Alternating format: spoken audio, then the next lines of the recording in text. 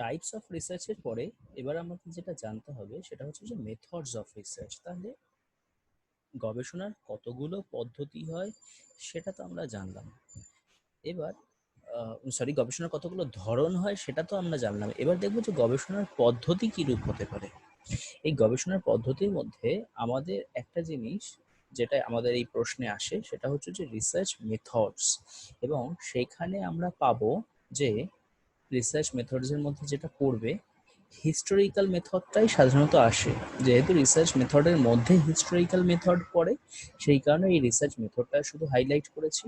এরপর চলে যাচ্ছি হচ্ছে একদম হিস্টোরিক্যাল মেথডে কি আছে সেখানে বুঝে নেওয়ার জন্য।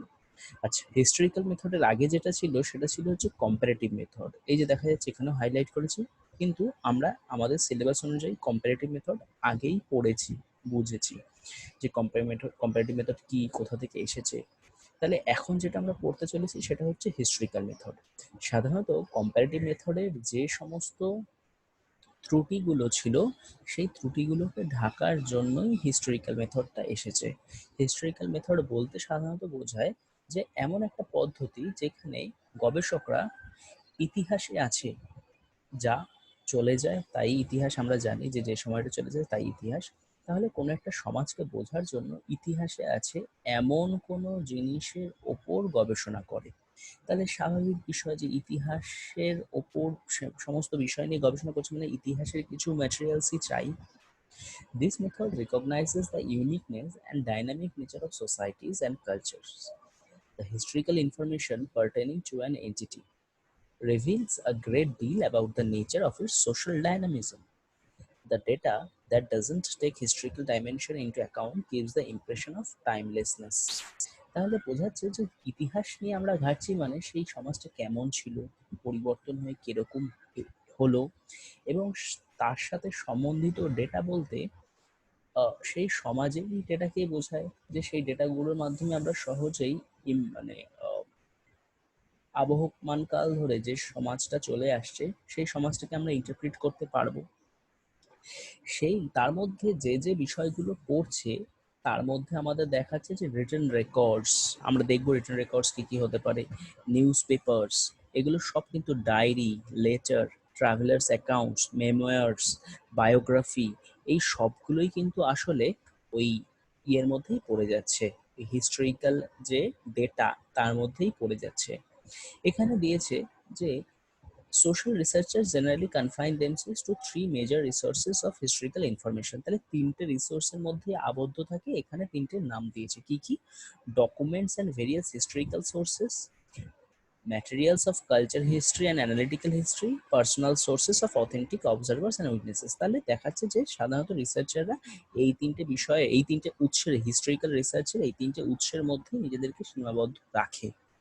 এরপর দেখাচ্ছে but there are some of the following limitations to this method, যে এই আমি যদি এই হিস্টোরিক্যাল মেথডে এই সমস্ত সোর্সগুলো ব্যবহার করে আলোচনা করতে চাই, মানে সেই বিষয়টার সম্বন্ধে গবেষণা করতে চাই, তাহলে যে যে সমস্যাগুলো হয় সেটা দিয়েছে। যে historians can not right history full size, এটা স্বাভাবিক বিষয়। যে ইতিহাস লিখছে সে যে সেই সময়ের সম্পূর্ণ ইতিহাস লিখে ফেলবে এটা সম্ভব না। Not all happenings in time and space can be known at the time of writing। যে সময় সে লিখছে সেই সময় কি কি ঘটেছিল সেই সবটাই যে আমরা জানতে পাচ্ছি সেই স্থানে সেই সময় কি হয়েছিল তাও না। Personal biases and subjective interpretations, এটাও চলে আসে যে মানুষ নিজে কি ভাবছে সেই অনুযায়ী লেখে। তাহলে এটাও আমাদের কাছে ইম্পর্টেন্ট যে হিস্টোরিক্যাল রিসার্চের এই তিনটে অসুবিধা কিন্তু আছে। আবার তারই সাথে এটাকে রিলায়েবলও বলছে, তার কারণ হচ্ছে when you present historical documents as complexes of social forces, when social phenomena meaningfully depict intricate social processes and sets of interrelationship, psychological, economic, educational, cultural, religious, contribute to a unified whole, a configuration of complex pattern।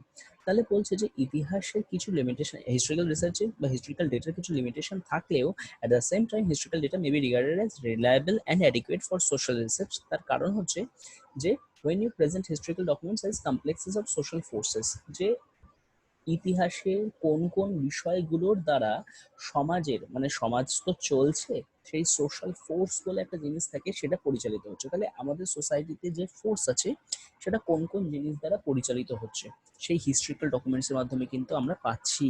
এবং তার সাথেই পাচ্ছি পুরো বিষয়টাকে একত্রিতভাবে, যে ইতিহাসই তো আমাদের আসলে psychological, economic, educational, cultural, religious এই সমস্ত বিষয়গুলোর সাথে ওতপ্রোতভাবে যুক্ত, এবং এই সমস্ত বিষয়গুলো যে পরিচালিত হচ্ছে কোথাও না কোথাও ইতিহাস দ্বারা পরিচালিত হচ্ছে। উদাহরণ হিসেবে বলতে পারি, মানুষের ইতিহাস যেমন থাকে, মানুষের বর্তমান জীবন এবং আগামী জীবন তেমন হয়। ভারতবর্ষে যদি কলোনিয়াল হিস্ট্রি না থাকতো, ব্রিটিশার্সরা যদি না আসতো, তাহলে ভারতের এখনের জীবন আর ফিউচার অন্যরকম হতো। ভারতবর্ষে যেহেতু তারা এসেছিল, তাই ভারতবর্ষের ইতিহাস এরকম আন্ডার ডেভেলপড, তারা থার্ড ওয়ার্ল্ড কান্ট্রি, তাহলে ইতিহাসের দ্বারাই তো সমস্ত সোসাইটিটা জড়িত। এটা হচ্ছে এই পয়েন্টে সেটাই বলার চেষ্টা করছে। এরপর আসছে যে কোন কোন বিষয় আমরা নিই।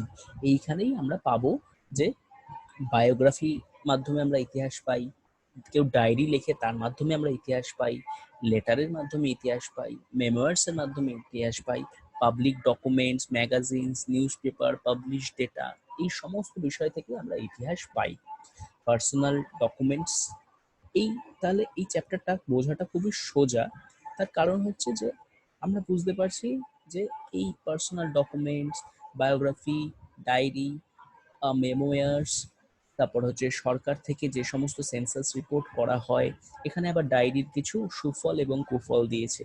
যে ডায়েরি অনেক সময় যারা লেখে তারা টানা লেখে না, অনেক সময় অনেক বিরতি আসে, বা ডায়েরি যারা লেখে তাদের একটা ব্যক্তিগত মতামত প্রতিফলিত হয়, বা ডায়েরি যারা লেখে তাদেরও নিজস্ব কিছু বায়াসনেস থাকে।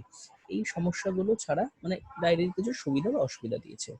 লেটার্স দিয়েছে, আবার লেটার্সের কিছু সমস্যা দিয়েছে। It is difficult to collect private letters. Letters do not provide detailed and complete description of incidents, যে ঘটনাটা কি হয়েছিল, কেন হয়েছিল, কিভাবে হয়েছিল, সেগুলো লেখা থাকে না, কিন্তু জাস্ট লেখা থাকে যে এরকমটা হয়েছিল।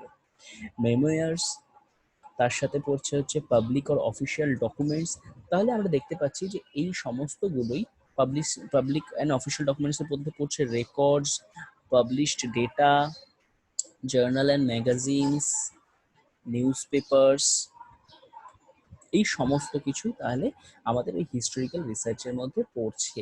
তাহলে এখানে আমরা দেখলাম হচ্ছে রিসার্চ মেথড, এবং সেখানে দেখলাম যে ওই হিস্টোরিক্যাল মেথডের মধ্যেই আসলে এই সমস্ত জিনিসগুলো পড়ে যাচ্ছে।